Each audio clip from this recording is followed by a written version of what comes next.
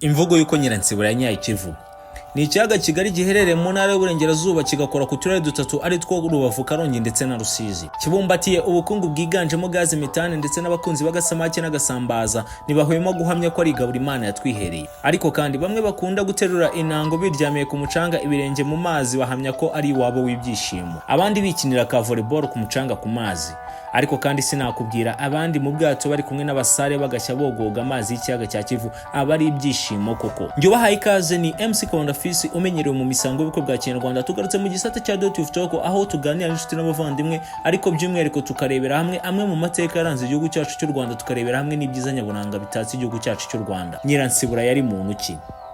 Nyiransibura yari mwene Muriro Nyiransibura, akaba yarashinzwe ibijyanye n'isuku ibwami ku ngoma ya Ndahiro Cyamatare. Ese uvuze umugezi wa Sebeya wiroha mu Kivu uhuriye he n'abahamya ko Nyiransibura yanyaye Kivu?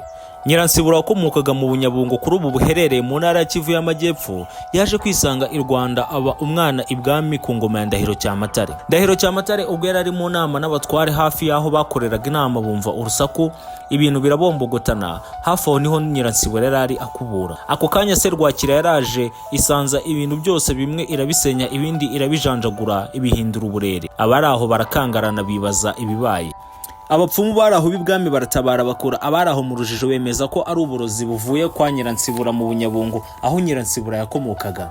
Kubera uwo munyago Nyiransibura bazanye i Rwanda. Bamwe bati Nyiransibura akwiye gupfa, abandi bati hakwiye icyakorwa kugira ngo dutabare ingoma. Mande wari umwiru arahakana ati Nyiransibura ntakwiye kwicwa.